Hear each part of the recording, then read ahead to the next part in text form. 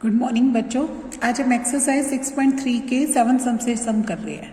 देखो सातवां प्रश्न क्या कहता है कि 6.38 ये जो आकृति दे रखी है, इस आकृति को देख के आपको बताना है कि एबीसी के शीर्षलंब एडी और सी परस्पर क्या करते हैं, पी पर प्रतिच्छेद करते हैं। तो दर्शाओ कि एईपी किसके समरूप होगी, सीडीपी के।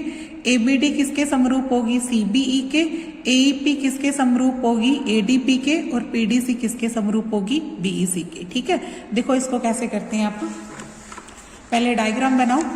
पहले एक त्रिभुज बना लो ए बी सी। इसके अंदर दो शीर्षलंब ले लो। एक शीर्षलंब है सीई जो इस पे लंब है ए बी पे, लिख दो सीई लंब है ए बी पे, और एडी लंब है किसके ऊपर, बीसी के ऊपर। और फिर ये जो चारों पार्ट है वो लिख दो। ठीक है, अब देखो अपने को क्या कहता है। सबसे पहले अपने को कौन सी दो त्रिभुज समरूप करनी है, एक तो एईपी और एक क्या करनी है, सीडीपी। इन्हीं दोनों त्रिभुजों में चलो। त्रिभुज एईपी तथा त्रिभुज सीडीपी में चलते हैं। इन दोनों में क्या कर सकते हैं, देखो एईपी ये है और सीडीपी ये है। इन दोनों त्रिभुजों में क्या क्या चीजें बराबर हो सकती है। देखो एक तो मुझे ये 90 डिग्री का कोण दिख रहा है जो दोनों में है ना, तो पहले इसमें एक बना लो, इसमें क्या लिख लो, दो। तो एक तो लिख दो, एक कोण है वो 2 के बराबर है। इसका रीजन क्या लिखोगे, प्रत्येक क्या है 90 डिग्री का है ना, क्योंकि दोनों 90 डिग्री के हैं, ये लिख सकते हैं। एक ये देखो, ये कोण 3 मान लो, इसमें कोण 4। ये दोनों शीर्षाभिमुख कोण नहीं है। जब भी क्रॉस बनता है तो ये दोनों कोण क्या होते हैं, शीर्षाभिमुख कोण होते हैं, है ना।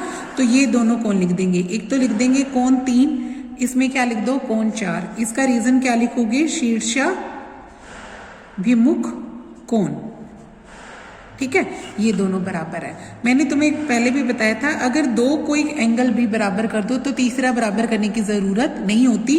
उससे भी क्या हो जाती है, हमारी त्रिभुज समरूप हो जाती है ना। तो आप लिखेंगे त्रिभुज एईपी समरूप हो जाएगी कि त्रिभुज सीडीपी के। किस वजह से, एंगल समरूपता कसौटी से।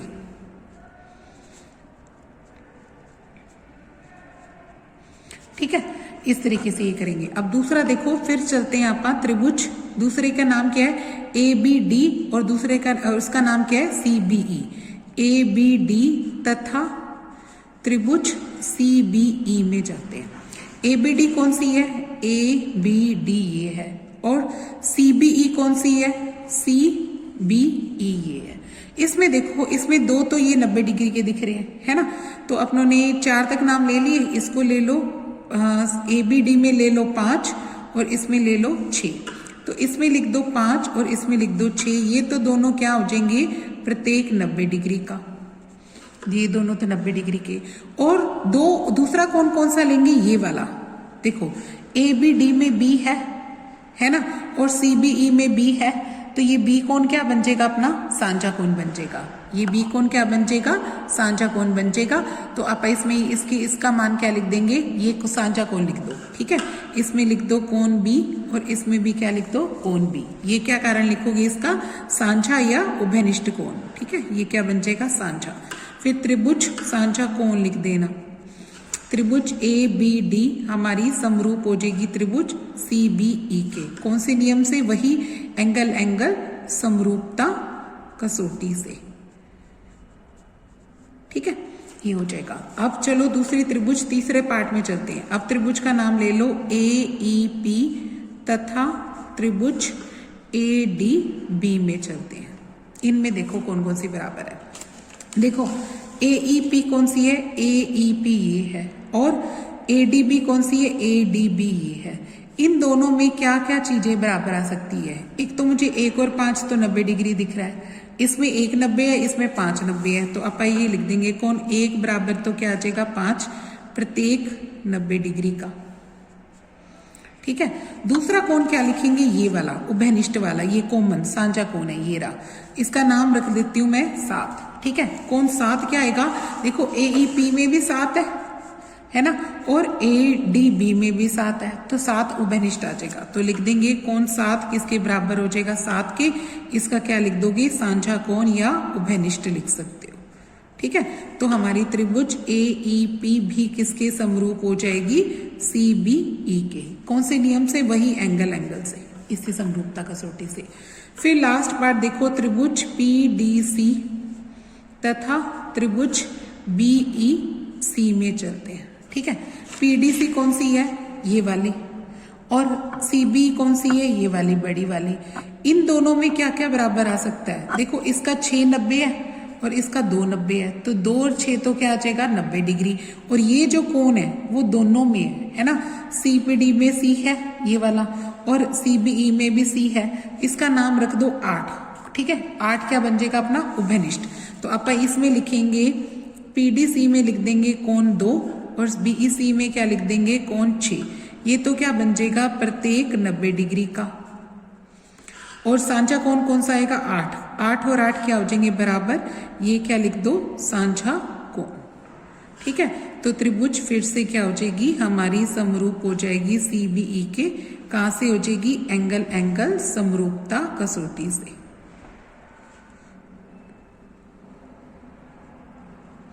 ठीक है, इस तरीके से ये वाला क्वेश्चन अपना कंप्लीट हो गया। तो यहाँ पे दोनों ये चारों के चारों पार्ट कंप्लीट हो गए। ओके, अब 8वां प्रश्न देखो बच्चों।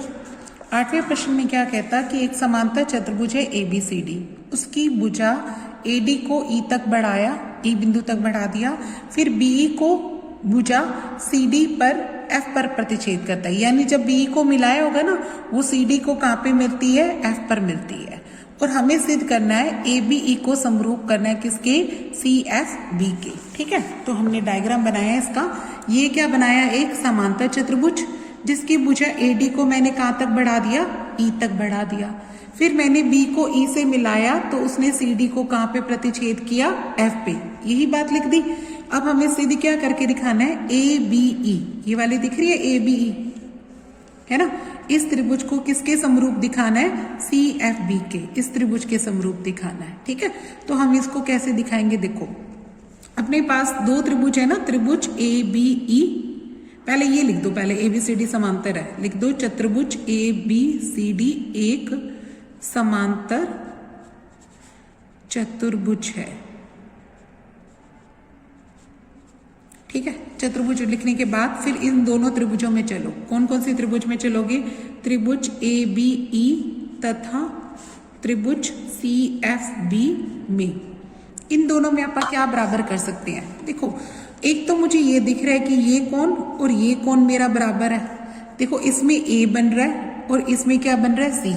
ये दोनों समांतर चतुर्भुज के सम्मुख कोण है ना, तो ये दोनों तो ऐसे बराबर आ जाएंगे। फिर देखो ये दोनों रेखाएं समांतर चल रही है और ये उनकी तिर्यक रेखा बन गई, तो यानी ये दोनों कोण एकांतर अंतः कोण हो गए।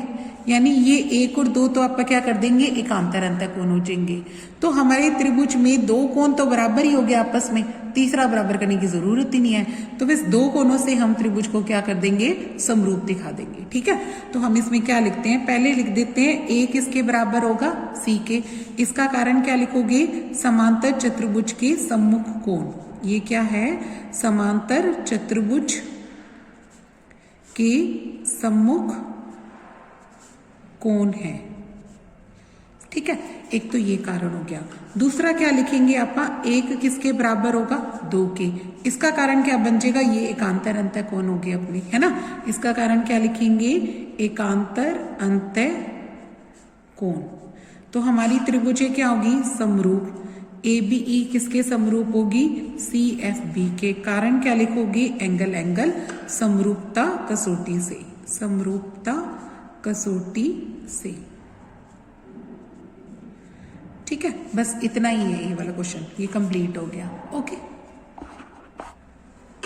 अब अगला प्रश्न देखो बच्चों, क्या कहता कि ABC और AMP दो समकोण त्रिभुज दे रखी है हमें। ठीक है, देखो यहाँ पे बुक में देखो क्या कहता कि ABC और AMP दो समकोण त्रिभुज है जिसमें B और M क्या है, समकोण। ये इसका डायग्राम है, देखो इसमें B समकोण है और इसमें कौन है, M समकोण है। ये दोनों 90-90 डिग्री के हैं। ठीक है, तो हमें ये दो बातें सिद्ध करके दिखानी है कि एक तो ये त्रिभुज समरूप होंगी और CA का BA के साथ निकाले और BC का MP के साथ निकाले, तो ये अनुपात हमारा क्या आना चाहिए, एक जैसा आना चाहिए। तो देखो इसको कैसे करेंगे, देखो डायग्राम बनाओ।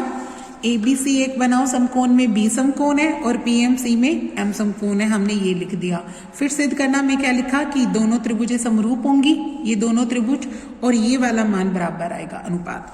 तो पहले इसी दो त्रिभुज में चलो, त्रिभुज ABC तथा त्रिभुज AMP में चलते हैं। इन दोनों में क्या क्या बराबर है, एक दोनों तो समकोण है, एक तो 90-90 डिग्री, ये लिख लो, इसमें लिख दो B और इसमें लिख दो M, ये तो क्या बन जाएगा प्रत्येक 90 डिग्री का। ठीक है, दूसरा कोण देखो ये रहा साझा उभयनिष्ठ कोण, कोण A, इसमें भी है इसमें भी है, तो लिख देंगे कोण A किसके बराबर होगा, A के, ये क्या लिख दो उभयनिष्ठ। ठीक है, तो त्रिभुज क्या हो जाएंगी, समरूप हो जाएंगी AMP के। कहां से हो जाएंगी, एंगल समरूपता से। ठीक है, अब देखो समरूप होने के बाद आप भुजाएं भी तो अनुपातिक होती है ना, तो भुजाएं अनुपातिक लिख सकते हो। देखो C का A से निकालूं तो मेरा को P का A से निकालना पड़ेगा। देखो इधर C से A गई तो इधर P से क्या जाएगा, A जाना पड़ेगा। दूसरा हिस्सा क्या चाहता है, BC, यानी B से C के ऊपर आओ। अगर B से C के ऊपर आओगे तो M से किसके ऊपर आना पड़ेगा, P से, है ना। तो इसका कारण क्या लिखोगे, CPST। जब सर्वांग सम त्रिभुज हो जाती है, समरूप त्रिभुज हो जाती है, तो इसके संगत भाग भी क्या हो जाते हैं उसी हिसाब से। यानी अगर कोण बराबर किए हैं तो अपनी भुजाएं क्या हो जाएंगी, अनुपातिक हो जाएंगी। तो हमने दोनों भुजाएं को क्या लिख सकते हैं, अनुपातिक। तीसरी भी लिख सकते हैं पर तीसरी की जरूरत नहीं है, हमने सिर्फ ये दो भाग करने हैं, तो इसलिए इसको CPST से क्या कर देंगे, भागों को दोनों को बराबर कर देंगे। ठीक है, अब 10वां प्रश्न देखो बच्चों क्या कहता है, यहाँ पे हमें क्या कहता है कि पढ़ो CD और GH, कहता है CD और GH कोण ACB तथा EGF के ऐसे समद्विभाजक हैं जो बिंदु D तथा H पर क्रमशः ABC और FEG की भुजाओं AB और FE पर स्थित है। ठीक है, फिर हमें और ये भी दे रखा है पूरी त्रिभुज ABC किसके समरूप है, पूरी त्रिभुज FEG के भी है, और 3 पार्ट करके दिखाने हैं। एक तो CD का GH के साथ, AC का FG के साथ ये अनुपात बराबर होगा, DCB जो है वो HG के समरूप होगी, और DCA किसके समरूप होगी, HGF के। तो देखो पहले डायग्राम बनाओ, दो त्रिभुज बनाओ। एक तो त्रिभुज बना लो ABC और एक त्रिभुज बना लो F, यहाँ पे F है ये बिंदु। ठीक है, FEG बनाओ। इसमें कहता है जो CD है वो ACB कोण का समद्विभाजक है। ठीक है, लिख दो CD, और GH किसका समद्विभाजक है, EGF का। ठीक है, ये तो ACB का है और ये EGF का है, या FGE भी लिख सकते हो, एक ही बात है। और दोनों त्रिभुज क्या है, समरूप है। समरूप का मतलब ये इनके प्रत्येक कोण बराबर है, दोनों कोण बराबर है, और क्या लिख सकते हैं आप, सारी भुजाएं क्या है, समानुपाती है ना। तो हमें ये 3 पार्ट प्रूव करने हैं। पहले आप सेकंड पार्ट प्रूव करेंगे, फिर थर्ड करेंगे, फिर फर्स्ट प्रूव होगा। तो देखो कैसे, पहले तो लिखो पूरी त्रिभुज समरूप है। ABC किसके समरूप है, त्रिभुज FEG के। अगर ये समरूप है इसका मतलब क्या है, सारे कोण बराबर है, यानी A कोण किसके ऊपर आएगा, F के, और B कोण किसके ऊपर आएगा, E के, और C कोण किसके बराबर आएगा, G के। ये होता है ना, अगर त्रिभुज समरूप होती है तो सारे कोण बराबर होते हैं। ठीक है, फिर इसका मतलब इसको लिख दो CPST की कॉरेस्पॉन्डिंग पार्ट हो सकते हैं, मतलब ये संगत भाग है समरूप त्रिभुजों के। फिर ये वाला पार्ट करो, पहले त्रिभुज DCB तथा त्रिभुज HGE में चलते हैं। इसमें देखते हैं कि आप इसको क्या कर सकते हैं, भी इन दोनों को कैसे समरूप करेंगे। देखो DCB ये रही और HEG ये रही, है ना। तो देखो यहाँ पे क्या है, ये CD है वो इस कोण को समद्विभाजक कर रही है, यानी ये 1 और 2 बराबर है, और पूरे C का क्या बनेगा, आधा, है ना।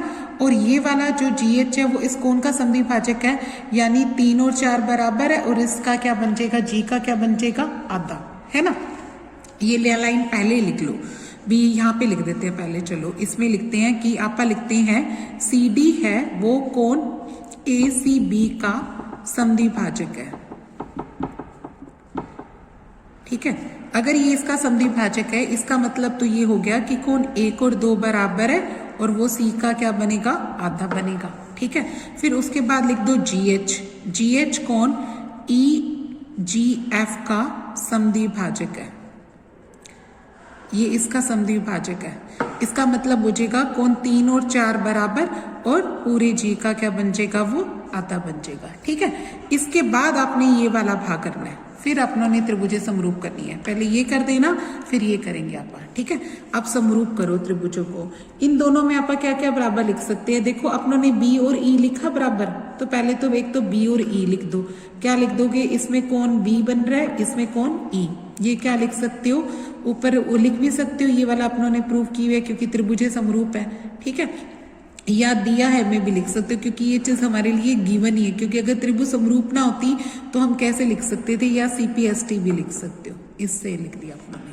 ठीक है, उसके बाद दूसरी चीज क्या लिखोगे, कोण 1 इसमें बन रहा है और इसमें कौन बन रहा है, कोण 3 है ना। तो लिख दो कोण 1 किसके बराबर होगा, कोण 3 के। क्यों बराबर होगा, क्योंकि देखो C और G बराबर है। क्यों होगा, इसका रीजन लिखोगे यहाँ पे, C किसके बराबर है, G के, तो आधा C किसके बराबर हो गया, आधा G के। तो हम ऐसा लिख सकते हैं, आधा C लिख लो 1 और आधा G लिख दो 3, तो इस वजह से 1 और 3 बराबर हो गए। ठीक है, तो हमारी त्रिभुज DCB होगी वो समरूप हो जाएगी किसके, HGE के। किस नियम से हो जाएगी, एंगल से। ठीक है, अब अगला पार्ट करो। अब त्रिभुज चलो DCA और त्रिभुज HGF में चलते हैं। इन दोनों में क्या क्या बराबर कर सकते हैं। देखो इसके अंदर देखा जाए तो पहले A और इसमें क्या आएगा, F। A और F तो बराबर हो जाएगा क्योंकि हमने बताया त्रिभुज समरूप है। एक तो लिख देंगे आप A किसके बराबर होगा, F के। इसका कारण क्या लिखोगे, CPST। इसका कारण CPST लिख दो। दूसरा क्या लिख सकते हो, ये जो 2 और 4, ये 2 और 4 भी बराबर हो जाएंगे। आप इसमें लिख देंगे 2, इसमें क्या लिख देंगे 4। इसका रीजन क्या लिखेंगे, क्योंकि पूरा कोण बराबर है C और G, तो वही आधा कोण बराबर लिख देंगे क्योंकि जो C है वो G के बराबर है। इसका मतलब आधा C भी किसके बराबर हो जाएगा, आधे G के, इस वजह से हो जाएगा। ठीक है, तो त्रिभुज फिर से क्या लिख देंगे, DCA समरूप हो जाएगी किसके, HGF के। कौन से नियम से हो जाएगी बच्चों, एंगल के नियम से। ठीक है, इसके बाद आप क्या करते हैं, अगर ये समरूप होगी तो इसका मतलब फिर से क्या लिखेंगे, इसकी वजह से आप क्या कर सकते हैं, फर्स्ट पार्ट प्रूव हो जाएगा ये वाला। फर्स्ट पार्ट कैसे, जब त्रिभुजें समरूप हो जाती है तो उसके संगत भाग बराबर होते हैं उस हिसाब से, यानी अब भुजाएं क्या लिखेंगे, समानुपाती। तो हमने कोणों से तो हमने क्या लिख दिया, त्रिभुजें समरूप कर दी। अगर त्रिभुजें समरूप होगी तो अब इसके संगत भाग क्या बनेगी, उसकी भुजाएं वो क्या बन जाएंगी, अनुपातिक हो जाएंगी। भुजाएं कौन कौन सी लोगे, एक तो वो चाहता है CD लो। अगर मैं यहाँ से CD लेती हूँ तो इधर से क्या आएगी, GH आएगी। ठीक है, और एक चाहता है वो AC बने, तो AC अगर इधर से लेते हैं तो इधर से कौन आएगी, FG आएगी। ठीक है, तो इसका रीजन क्या लिखोगे, CPST। अगर त्रिभुजें क्या होगी समरूप तो उनके संगत भाग भी क्या होंगे, अनुपातिक होंगे, यानी उनकी संगत भुजाएं भी क्या बनगी, अनुपातिक बनगी। ठीक है, तो ये हमारा फर्स्ट पार्ट सबसे लास्ट में प्रूव होगा। ठीक है, तो आपने पहले ये लिखना है, इसके बाद ये लिख के फिर आपने यहाँ से ये पार्ट शुरू कर देना है। ओके, अब देखो बच्चों 11वें प्रश्न में क्या कहता है कि आपके पास AB और AC वाले भुजा वाले समद्विबाहु, हमें क्या दे रखा है, भुजा कि जो 6.40 आकृति दे रखी है ना, इसमें कहता है कि AB और AC वाले एक समद्विबाहु त्रिभुज है जिसमें ABC की बढ़ाई गई भुजा CB पर स्थित E एक बिंदु है। मतलब इसकी AB की भुजा ये वाली ECB है ना, इसको बढ़ा दिया उसने E तक। फिर E से उसने क्या किया, 2 लंब खींचे। E से एक लंब खींचा है पहले EF इसके पर, और एक से एक लंब खींचा हुआ है BC पर। ये 2 लंब है अपने पास। ठीक है, हमें सिद्ध क्या करके दिखाना है, ABD। ये जो छोटी त्रिभुज ABD बनी है ये किसके समरूप होगी, ECF के होगी। ठीक है, तो देखो इसका डायग्राम बनाओ। इसमें अपने पास क्या है, ABC तो ये क्या दे रखी है, एक समद्विबाहु त्रिभुज दे रखी है। ठीक है, और उसके बाद ये वाली जो भुजा है CB को, इसको कहाँ तक बढ़ा दिया उसने, E तक। E से एक लंब खींच दिया इसके ऊपर EF, और A से इसके ऊपर लंब क्या खींच दिया, AD। तो 2 तो लंब है अपने पास, और एक AB और AC क्या दे रखी है, बराबर। देखो इसी से हमारी दोनों त्रिभुजें आराम से समरूप हो जाएंगी। कैसे, एक तो देखो अगर ये भुजा इसके बराबर है तो कोण B और C तो वैसे बराबर हो गए, क्योंकि असम्मुख कोण बराबर होते हैं किसी त्रिभुज के, अगर ये दोनों भुजाएं समान हो तो। है ना, 9th में पढ़ा था हमने थ्योरम, क्योंकि हम इन दोनों त्रिभुजों को आराम से सर्वांग सम दिखा सकते हैं। तो इसकी वजह से बी और कोण तो क्या हो जाएगा, सी के बराबर हो जाएगा, यानी ए बी डी में बी कोण आएगा और ई सी एफ में सी कोण आएगा। तो बी और सी तो एक बराबर हो गया। दूसरा कोण क्या लिखोगी, ये वाला, इसका जो ए डी बी है वो 90 डिग्री बन रहा है और इसमें ई एफ सी है वो 90 डिग्री बन रहा है, तो दूसरा 90 लिख देंगे। तीसरा अपने को जरूरत नहीं होती, सिर्फ दो ही कोण काफी होते हैं। तो इस तरीके से आप ये बराबर दिखा सकते हैं। ठीक है, सबसे पहले आप ये लिखते हैं, त्रिभुज ए बी सी में एक तो ए बी भुजा है वो किसके बराबर है, ए सी के, इसकी वजह से कोण बी किसके बराबर हो जाएगा, सी के। फिर इसका रीजन क्या लिखोगे, समान भुजाओं, इसका रीजन क्या लिखोगे, समान भुजाओं के सम्मुख कोण। इसका रीजन क्या आ जाएगा, समान भुजाओं के सम्मुख कोण आ जाएगा। ठीक है, बी और सी ऐसे बराबर कर दो। अब लिखो त्रिभुज में, चलो एक तो त्रिभुज का नाम ले लो ए बी डी और दूसरी त्रिभुज का नाम क्या ले लो, ई सी एफ। इसमें क्या क्या बराबर कर सकते हो, देखो ए बी डी और ई सी एफ में एक तो लिख दो बी और सी, जो मैंने अभी अभी तुम्हें बताया। ऊपर लिख देना ये क्या चीज है, हमने साध्य कर दी, सिद्ध कर चुके हैं आप, ये क्या है, साध्य है। ठीक है, ये ऊपर सिद्ध किया हुआ है। फिर दूसरी चीज कहां से लिखोगे बच्चों, ये वाला, इसका डी समकोण है और इसमें क्या है, एफ, इसमें लिख दो डी और इसमें क्या लिख दो, एफ। इसका रीजन क्या लिखोगे, प्रत्येक 90 डिग्री का। तो हमारी त्रिभुज ए बी डी है वो समरूप हो जाएगी किसके, ई सी एफ के। कारण क्या लिखोगे, इसका रीजन क्या लिखोगे, एंगल एंगल समरूपता कसौटी से। ठीक है, तो बस इस तरीके से हमने ये त्रिभुज समरूप करके दिखा दी है। ओके, अब अगला प्रश्न देखो बच्चों, 12वां प्रश्न क्या कहता कि एक त्रिभुज A D C A B सी है और एक त्रिभुज क्या दे रखी है, P Q R. A B C और पी क्यू आर में हमें भुजा ए बी बी सी तथा माध्यिका ए डी, यानी ए डी माध्यिका है यहाँ पे। ठीक है, और इसमें क्या है, पी एम माध्यिका है। ये दोनों माध्यिकाएं दे रखी है। हमें क्या कहता, ए बी बी सी और माध्यिका ए डी एक अन्य त्रिभुज पी क्यू आर की क्रमशः पी क्यू क्यू आर और माध्यिका पी एम के साथ समानुपाती है। क्या दे रखी है, समानुपाती है। और हमें पूरे त्रिभुज दोनों क्या दिखानी है, समरूप दिखानी है। ठीक है, हमें देखो ये कहता कि ये दो त्रिभुज है, ए डी इसमें माध्यिका है और पी एम क्या है, इसमें माध्यिका है। और क्या दे रखा है, अनुपात किस किस का दे रखा है, ए बी का पी क्यू के साथ, बी सी का क्यू आर के साथ और ए डी का माध्यिका पीएम के साथ। तो ये हमें क्या दे रखा है, अनुपात बराबर दे रखा है। हमें पूरी दोनों त्रिभुज क्या दिखानी है, समरूप दिखानी है। ठीक है, देखो इन दोनों त्रिभुजों को समरूप दिखाने के लिए मुझे दो भुजाएं तो दे रखी है समानुपाती। देखो ए बी का अनुपात पी क्यू के साथ, बी सी का अनुपात क्यू आर के साथ। अगर मैं उनका बीच का ये कोण बराबर कर दूं तो मेरा साइड एंगल साइड, यानी दो भुजाओं के बीच का कोण अगर बराबर हो जाए तो उससे भी तो मेरी दोनों त्रिभुजें समरूप हो जाएंगी, है ना। तो ये कोण कहां से लाऊं, इसके लिए मुझे क्या करना पड़ेगा, पहले मैं छोटी त्रिभुज को समरूप करूंगी। कौन सी, ए डी बी को पी क्यू एम के समरूप करूंगी। जब ये दोनों समरूप हो जाएंगी ना तो ये अपने आप ही कोण बराबर आ जाएगा। जब ये कोण बराबर आ जाएगा तो पूरी बड़ी त्रिभुज भी समरूप हो जाएगी। ठीक है, तो इस तरीके से आप करेंगे। सबसे पहले आप क्या लिखते हैं, माध्यिका वाली लाइन लिखते हैं कि ए डी इसमें माध्यिका है और पी एम इसमें माध्यिका है। तो लिखो इसमें, देखो पहले क्या लिखते हैं, प्रमाण में त्रिभुज ए बी सी में चलते हैं। देखो ए बी सी में कौन है, ए डी, ए डी माध्यिका है। ए बी सी में ए डी माध्यिका है। अगर ये माध्यिका है तो माध्यिका क्या करती है, सामने वाली दोनों भुजाओं को क्या करती है, समद्विभाजित करती है ना। ये देखो इसमें ए बी सी है और इसमें क्या दे रखा है, पी क्यू आर है। इसमें ए डी माध्यिका है और इसमें कौन है, पी एम माध्यिका है। ये वाला हिस्सा किसके बराबर हो जाएगा, इसके, यानी आप लिखेंगे बी डी किसके बराबर हो जाएगा, सी डी के, और पूरे बी सी का क्या बन जाएगा, आधा। ठीक है, तो यहां से देखो ऐसे कर सकते हैं आप, इस बी सी का मान क्या बन सकता है, 2 बी डी बन सकता है, 2 के साथ इसकी गुना।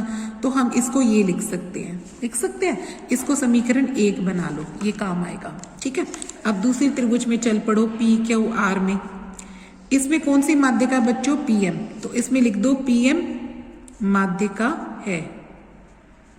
ठीक है, अगर ये माध्यिका है तो इसकी वजह से क्या हुआ एम और आर एम बराबर और पूरे क्या ओवर का क्या होगा आधा, तो इससे लिखेंगे आपका क्या हुआ एम और आर एम बराबर और पूरे क्यू आर का क्या होगा आधा।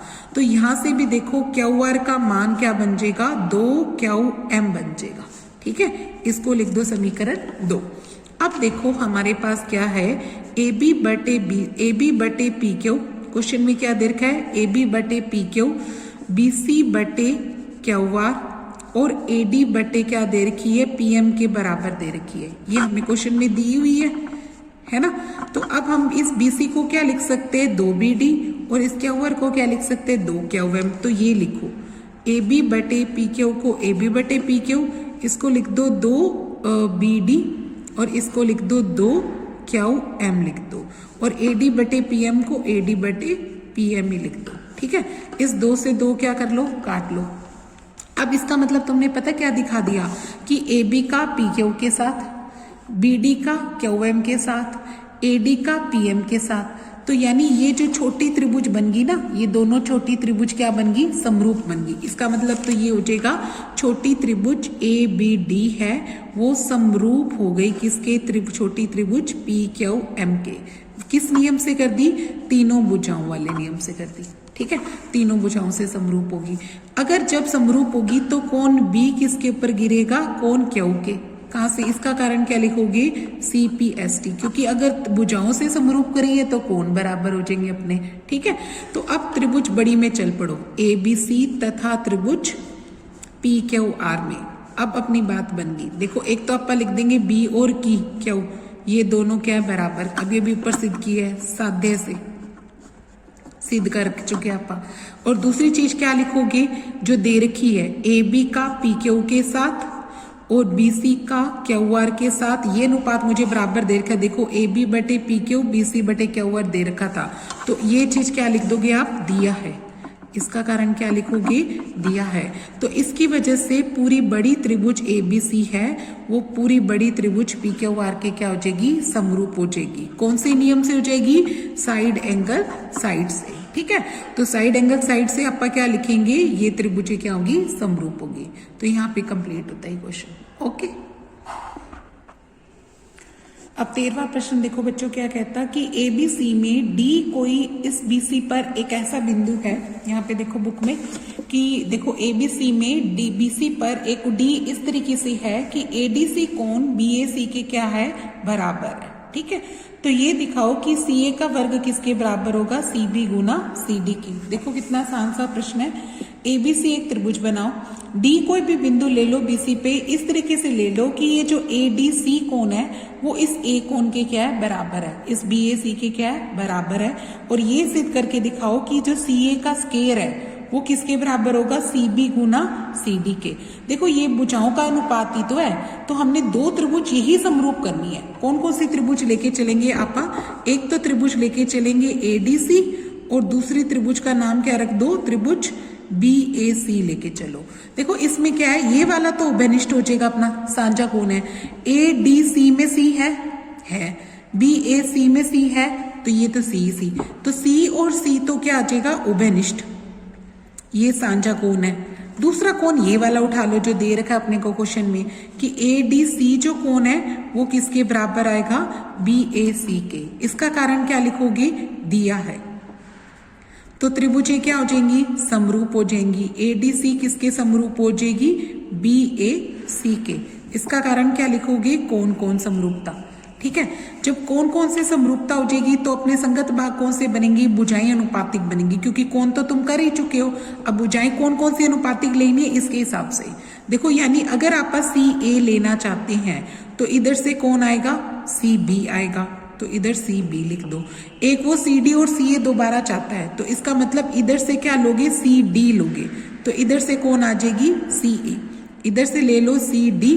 अगर मैं इसकी CD उठाती हूँ तो इसकी कौन सी आएगी CA आ जाएगी। इसका कारण क्या लिखोगे CPST। जब त्रिभुजे एंगल से सर्वांसम कर ली समरूप कर ली तो अब क्या लिखते हो संगत भागों में क्या लिखोगे भुजाएं अनुपातिक। फिर आर पार गुना कर दो, C को CA से गुना करोगे तो CA का वर्ग हो जाएगा और इधर क्या आ जाएगा CB और CD की गुना जो अपने को सिद्ध करनी है। तो इस तरीके से ये कंप्लीट हो गया अपना क्वेश्चन। अब 14वां प्रश्न देखो बच्चों क्या कहता है कि पढ़ो। एक त्रिभुज ABC की भुजाएं AB तथा AC तथा माध्यिका AD, एक अन्य त्रिभुज की भुजाएं PQ PR तथा माध्यिका PM की क्या दे रखी है? समानुपाती दे रखी है। क्या दे रखी है अपने को? समानुपाती दे रखी है। और ये सिद्ध करो कि दोनों त्रिभुजें क्या है? समरूप है। देखो क्या कहता कि एक तो त्रिभुज है ABC और एक त्रिभुज क्या दे रखी है? PQR। इसमें AD माध्यिका है और इसमें PM माध्यिका है। माध्यिका का मतलब समझते हो? जो सामने वाली भुजा के दो बराबर टुकड़े करती है, यानी ये टुकड़ा इस टुकड़े के बराबर है और ये वाला टुकड़ा इस टुकड़े के बराबर है। ठीक है। और क्या कहता? AB का अनुपात BQ से, AC का PR से, ठीक है, और AD का PM से। ये तीनों भुजाएं हमें समानुपाती दे रखी है और हमें सिद्ध करना है कि ये दोनों त्रिभुज क्या होंगी? समरूप होंगी।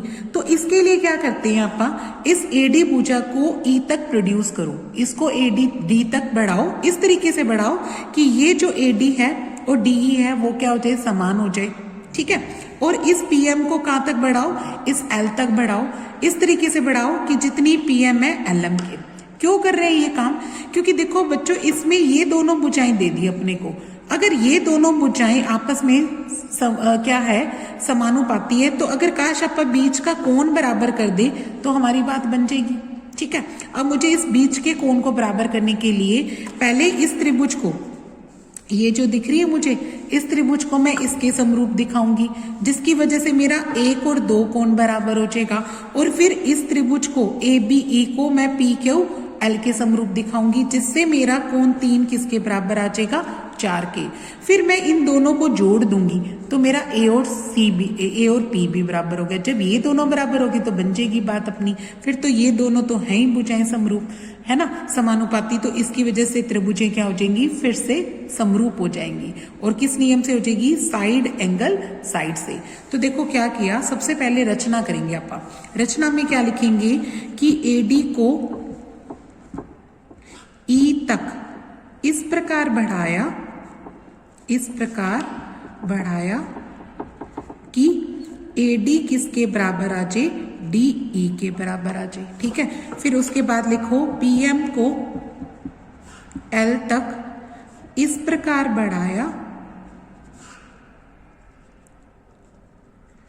कि PM बराबर क्या आ जाए? LM आ जाए। ठीक है। इसके बाद क्या कर दो? ज्वाइन वाली लाइन लिख दो, BE, CE, QL तथा RL को मिलाया। इनको हमने मिलाया ताकि ये चतुर्भुज बन जाए। ठीक है। अब देखो इसके बाद क्या करते हैं? प्रमाण में सबसे पहले क्या लिखो? माध्यिका वाली लाइन लिखो। क्या लिखोगे? त्रिभुज ABC में AD माध्यिका है, AD माध्यिका है। तो मैंने तुम्हें बताया था कि माध्यिका क्या करती है? सामने वाली भुजाओं के 2 हिस्से कर देती है, यानी BD और CD क्या हो जाएगा? बराबर। तो लिख देना BD का मान किसके बराबर हो जाएगा? CD के, और वो पूरे BC का क्या कहलाएगी? आधा कहलाएगी। ठीक है। इसी तरीके से त्रिभुज PQR में चलो। PQR में क्या लिखेंगे आप? PM माध्यिका है, उसमें PM माध्यिका है। अगर ये माध्यिका है तो QM और RM क्या हो जाएगा? बराबर, और पूरे QR का क्या लिख दो? आधा। ठीक है। ये 2 बातें होगी। तीसरी चीज क्या लिखोगे?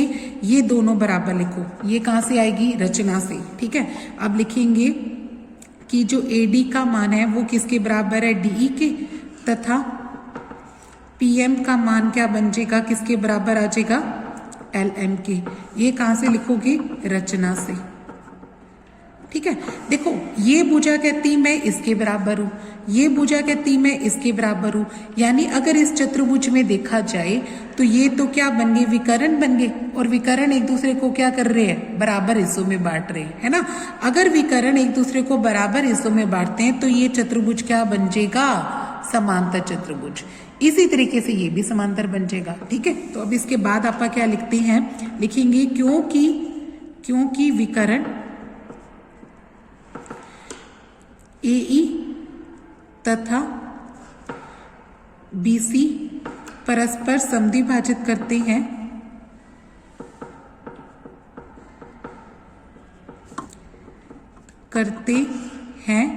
इसलिए चतुर्भुज ABEC एक समांतर चतुर्भुज है।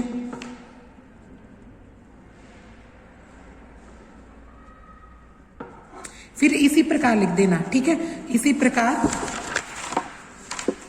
क्या लिखेंगे, इसी प्रकार, इसके बाद लिख दो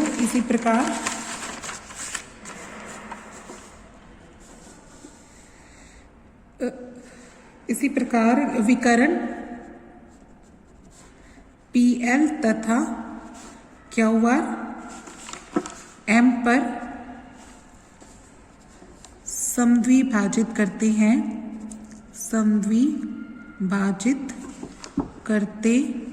हैं, इसलिए चतुर्भुज PQLR भी एक समांतर चतुर्भुज है, ठीक है। अगर ये समांतर चतुर्भुज है तो सम्मुख भुजाएं क्या लिखोगे, समान। तो अब इनकी सम्मुख भुजाएं लिखो समान। कौन कौन सी समान लिखोगे, एक तो लिख दो BE किसके बराबर हो जाएगा, AC के, एक तो ये लिख दो, और AB किसके बराबर हो जाएगा, CE के, ठीक है। इसके कारण क्या लिखोगे, समांतर चतुर्भुज के सम्मुख भुजाएं, समांतर चतुर्भुज की सम्मुख भुजाएं, ठीक है। और इसी प्रकार लिख देना, इसी प्रकार PQ किसके बराबर हो जाएगा, RL के, और PR किसके बराबर हो जाएगी, QL के। इसका भी कारण क्या लिखोगे, समांतर चतुर्भुज की सम्मुख भुजाएं, ठीक है। अब देखो आपका छोटी बड़ी त्रिभुज कौन सी लेके चलेंगे, त्रिभुज AC, देखो पहले दिया वाली लाइन लिखो, दिया वाली कौन सी, कि AB बटे PQ बराबर है AC बटे PR के बराबर है AD बटे PM की है, ठीक है। अब देखो, अब इसके बाद आप क्या करते हैं, एक तो पहला काम तो क्या करो, इसको 2 से गुना कर लो। एक तो क्या करो, इसको 2AD लिख दो और 2PM लिख दो। कोई फर्क पड़ता है, नहीं पड़ता। अगर मैं दोनों को सेम चीज से गुना कर दूं तो कोई इफेक्ट नहीं पड़ता। और इधर जो है AB को क्या लिख सकते हो आप, AB को क्या लिख सकते हो, CE लिख सकते हो। तो यहाँ पे क्या लिख दो, AB को CE लिख दो, ठीक है। PQ को क्या लिख सकते हो, QL लिख सकते हो, तो इसको क्या लिख दो, QL। और ये AC बटे PR को AC बटे PR ही रहने दो, ठीक है। अब देखो, अब 2AD का मतलब क्या हुआ, अब 2AD का मतलब देखो, यहाँ पे पिक्चर में देखो, डायग्राम में आपने कहा AD और DE बराबर है ना, AD और DE बराबर है। तो अगर AD और D को भी आप AD लिख सकते हैं, और AD क्या बन जाएगी, AE बन जाएगी, है ना। देखो आप यहाँ पे क्या लिखेंगे, क्योंकि AD किसके बराबर है, DE के, है ना। तो AE का मान क्या बन जाएगा, A का मान क्या है यहाँ पे, AD प्लस DE है। तो हम इसको क्या लिख सकते हैं, AD प्लस AD लिख सकते हैं, क्योंकि ये दोनों बराबर है ना। तो यानी 2AD को क्या लिख सकते हैं, AE लिख सकते हैं, ठीक है। इसी प्रकार क्या हो जाएगा, आप जो PL को क्या लिख देंगे, 2PM लिख देंगे। यानी आप इसको क्या लिख सकते हैं, इसको तो क्या लिख देंगे, AE लिख देंगे, और इसको क्या लिख देंगे, PL लिख देंगे। और ये क्या है, CE, और नीचे क्या है, QL, और AC, और नीचे क्या है, PR। तो हमने देखो हमारे डायग्राम में, चलो इधर देखो कि यहाँ पे देखो AC का अनुपात PR से, CE का अनुपात RL से, ठीक है। CE का अनुपात किससे आ रहा है, अपना RL से। यहाँ पे क्या लिख दिया मैंने, PR था ना, ठीक है। इधर ये देखो, ये क्या किया मैंने, AC का PR के साथ था अपना, तो हमने PR को क्या लिखा है, अपनों QL लिखा है। इसको नहीं लिखना था बेटे, AC को तो AC बटे PR ही रहना था, AC बटे PR, हाँ ठीक है। देखो हमने क्या किया, इसमें AB को तो AB लिख दिया, इस PQ को क्या लिखना था, RL है। इस PQ की वैल्यू क्या है, RL। यहाँ पे R लिख लो, यहाँ पे क्या लिख लो, R। इसमें QL नहीं है बेटे, यहाँ पे क्या आएगा, RL आएगा, ठीक है। यहाँ से देखो PQ तो RL के बराबर है ना, तो हमने PQ को क्या लिखना है, यहाँ पे RL लिखना है, और यहाँ पे भी क्या आ जाएगी, RL आ जाएगा। तो देखो CE, यहाँ पे देखो AC का अनुपात किससे आ रहा है, PR से, और सी का किससे अनुपात आ रहा है, आरएल से, और एई का किससे अनुपात आ रहा है, पीएल से।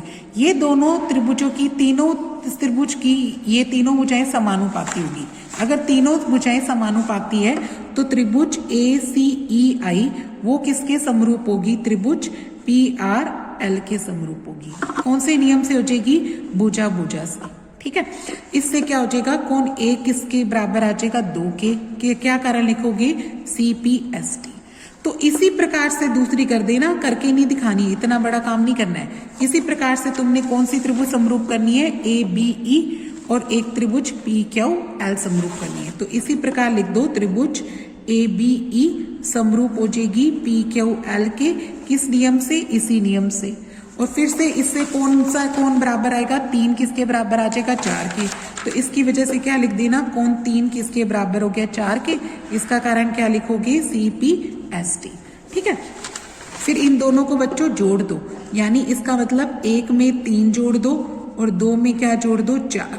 जब 1 में 3 जोड़ते हैं और 2 में 4, 1 और 3 का जोड़ कितना आता है, A, और 2 और 4 का जोड़ कितना आता है, P। तो A और P तो वैसे बराबर हो गया।